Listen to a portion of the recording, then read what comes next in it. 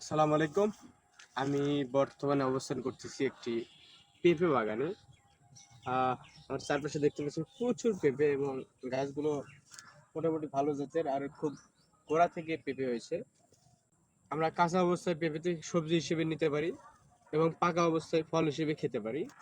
পেঁপে বাংলাদেশে দেশি জাতের পাশাপাশি কিছু হাইব্রিড জাত রয়েছে যেগুলো উচ্চ ফলনশীল এবং খুব কম সময়ে আমাদের ফলন দিতে সক্ষম।